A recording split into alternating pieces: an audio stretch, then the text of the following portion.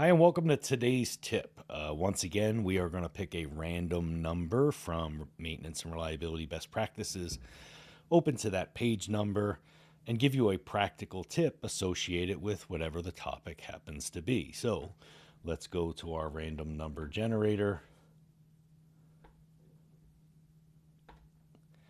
and see what we shall find. Feel free to follow along with your copy of maintenance and reliability best practices. Let's see. So today's random number is page 105. So let's take that out of commission and see what's on page 105. 105. Why so many? Oh wait, no. It's a continuation of a topic that says why so many CMMS projects fail. And it's got a list of things like selecting the wrong system, a lack of understanding. And then on page 105, they're talking about pharmaceutical organizations requiring CFR 21 Part 11, all the reasons like different requirements. So it's really talking about making sure that the selection process matches your requirements. Excellent topic. All right, so CMMS setup and utilization is a course that we happen to teach. And we are delivering that course February 16th and 17th. Seems a little ironic that we just landed on that page. However, February 16th and 17th, you can join us for CMMS setup and utilization. It's the only system agnostic CMMS course that I'm aware of, and it's actually really well done. So why do we fail with the selection process and requirements? Oftentimes we don't have requirements. Either the CMMS is selected because somebody had a history with it at a previous company. So some new maintenance manager or new plant manager comes in, they had history with a specific system, and so they scrub whatever was going on and say, hey, you're now going to do this.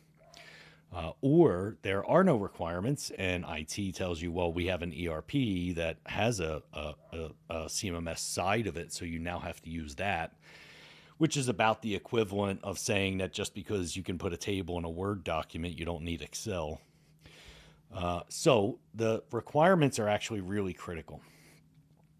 When determining a CMMS system and whether or not you select system A versus system B versus system C is about what you want to get out of it.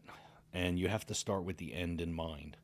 And so the list of requirements of what you want the system to do is incredibly important.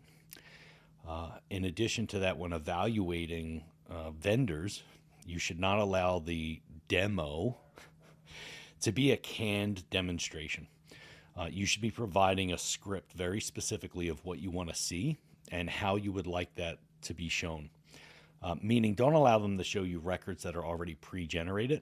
Make them create the records right in front of you so you can see whether or not the user interface is friendly and easy to develop both records and transactions. If you allow them to use their demo environment, oftentimes the demo environment is pre-populated, and so you don't really get a true understanding of the system. When developing requirements, make sure they're robust.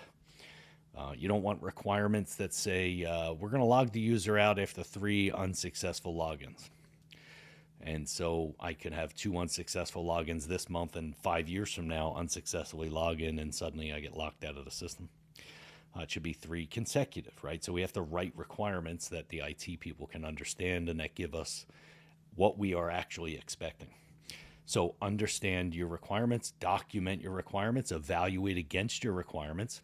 And if you're unsure about all of those things, join us February 16th and 17th for CMMS setup and utilization, where we will uncover all of those things for you and give you a really good understanding of how to select the right system.